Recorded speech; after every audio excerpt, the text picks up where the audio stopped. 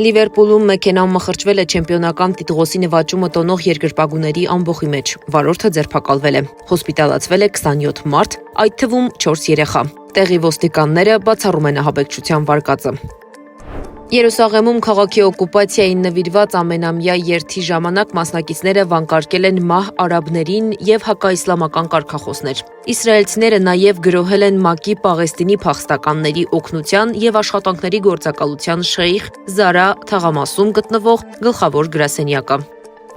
Մինչ Գազայում շարունակում են սովամահ լինել եւ փախչել իսրայելական հրթիռներից, տարբեր կողմեր ժխտում եւ հաստատում են ԱՄՆ-ի կողմից առաջարկված համաձայնագրի կնքումը։ Օրեր առաջ Կաթարի մայրաքաղաք Դոհայում Համասը եւ ԱՄՆ-ը մերձավոր արևելքի դեսպան Սթիվ Ուիթքոֆը համաձայնության են եկել 60-օրյա հրադադարի եւ Գազայում պահվող 40 գերիների ազատ արձակման վերաբերյալ։ Սակայն մայիսի 27-ի առավոտյան Ուիթքոֆը հայտարարեց, որ համաձայնության չեն եկել, Համասի առաջարկած պայմանները համարելով անհեթեթ եւ անընդունելի։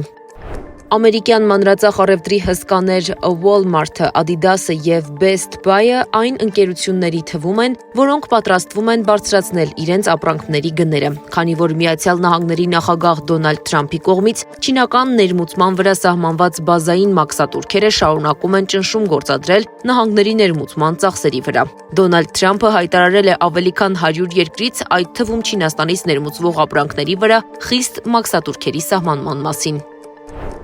Հրդեհ է բռնկվել Բաքվում մոտոդրոմի տարածքում։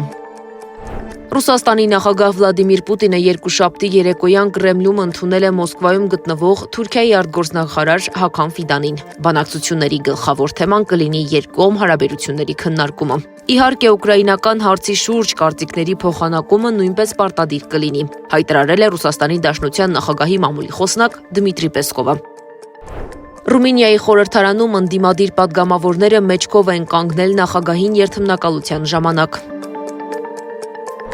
Իրանի արտգործնախարար Աբբաս Արաղչին X-ում կատարած գրառմամբ պատասխանել է իր ֆրանսիացի գործընկեր Ժան-Նոել Բարոյին, որը բռնապետական էր անվանել Իրանի իշխանությանը։ Բազմաթիվ խախտումներ են եղել, որոնք ծիծաղի առարկա են դարձրել Ֆրանսիայի մարդու իրավունքների պաշտպանության գործունեությունը։ Բայց գուցե ոչինչ այդքան բացահայտ չի դարձրել կեղծավորությունը, որքան Ֆրանսիայի մոտեցումը իսրայելական ռեժիմի եւ նրա պատերազմական հանցագործությունների հանդեպ։ Խնայեք մեզ, իրանցիներին, քարոզներից։ Դուք ոչ մի բարոյական հեղինակություն չունեք, գրել է Արաղչին։